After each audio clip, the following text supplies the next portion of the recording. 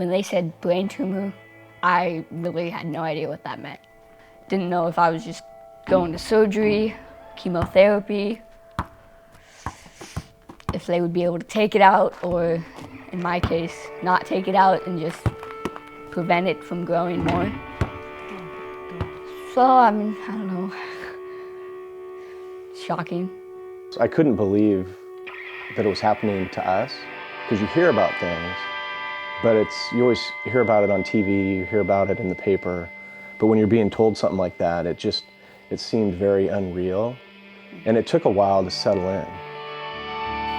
You know, you look at a boy who's 11 years old, who's playing football, just had the best season of his life, who's in middle school, who's hanging out with the cool guys and liking the girls, and you think he's just moving right along the way kids are supposed to go, and you're super excited for him, and you're getting ready for Christmas, and you take him to the doctor because of a slight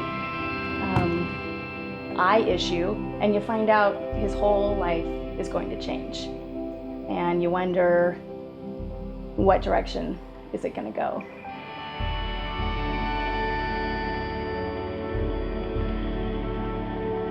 Yeah, the first 10 weeks of chemo were the worst. Hit me hard. I didn't understand at all even why we really had to go get chemo in the hospital and why it was a 4-hour ordeal or an all-afternoon deal. But after being at the hospital with Sam, I learned quickly. It's just, you don't realize how sensitive it is until you're sitting there and all of a sudden, you start to get a little rash on your skin, and then all of a sudden you got 5 or 6 nurses, converging in on your son, giving him, an EpiPen in the thigh and checking all his vitals and, calling out to the doctor. And then you really, it hits home as to how serious it really is. Well, when the doctor tells you after 2 reactions, the next one could kill him, so we can't give him that anymore. But I don't think any parent is ever prepared to take their child in for chemotherapy week after week and watch their child sit in a hospital space with a lot of kids who look very sad and glazed over, and parents that look very worried and tired and stressed. And you watch your son sit there knowing that they're just going to be sick after, that they're going to feel worse. Then they get up and you leave, and you go to the parking lot and they throw up all over in the parking lot, and they throw up all the way home. And then you try to feed them, but they can't really eat. And then they're up all night, and then you're trying to medicate them. You have 8 different bottles of things you can give them to try to balance the toxins that you just gave them so they can tolerate it, all the while knowing 6 more days and you're going to go back again and do it all over again. It's unthinkable that we would give that kind of a treatment to our kids and tell them that this is going to help you. And really, like in Sam's case, they don't know if it's going to help them, but it's the only thing we have to try, so they tried it. And now we've stopped because of the bad reactions, and we're hoping that he had enough chemo to help him survive with a tumor, but he may need treatment again. And our goal would be that the discoveries that Dr. Olsen is discovering, they could treat just the tumor. So if the chemotherapy could be delivered just to the tumor and not to the whole body, then you could live with a tumor that maybe got treated every month, and you could still have your life.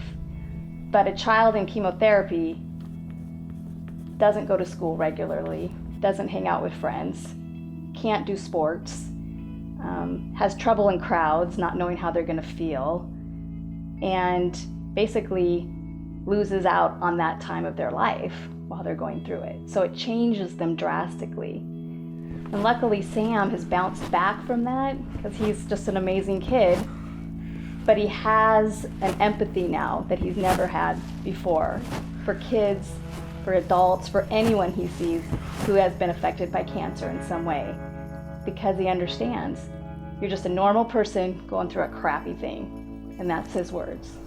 And his goal, and he has said this, is I don't want to ever have that chemotherapy again. So we've got to find something different for me and for other kids and for other adults and for everybody. I'm Jim Olsen. I'm a pediatric cancer doctor, take care of kids with brain tumors. My lab has been working for over 20 years on developing new therapies for kids with brain tumors. And we began a project a few years ago called Project Violet, named after one of my patients, in which the community comes together to help support scientists in ways that we really can't do through grants. He looked at Sam when we first met him in the doctor's room, and he said, okay, parents, you guys are fine, but Sam's the patient here. And so I'm going to talk to Sam about what's going on. He's amazing. He has affected my life in so many great ways, and I love him to death. Sam and his family are some of the most remarkable people I've ever met. Sam has a 800-year-old soul in his great little kid body. He just exudes a depth that is uncommon in kids. And he understands that this isn't just about him, it's about other kids that will follow him. His parents heard about Project Violet the very first day that we met. Actually said, you know, people are going to ask you what they can do to help, and if you don't have another way to have them actually help you, you could encourage them to just help out Project Violet. And what was just intended to be a tool for them to use to help guide people to feel that they're doing something positive for the family really became just a banner that this family is taking forward. The Taylor family has found a way to wrap the passion that comes with learning that your child has cancer into not only making things better for their own family, but for families in the future. We are surrounded with people that want to help. And people came to us immediately wanting to help us. The day they heard that Sam was diagnosed, people wanted to help. The support from the community has been fantastic. It's gone above and beyond our expectations. Just people that are volunteering their time, they constantly want to be involved, and it's exciting. It's fun to be a part of it. Oh, I think it's taught me that there's so much good in people. It makes me feel like people innately want to help each other. They just aren't always sure how, and they want someone to say, here's what we need and here's how you can help.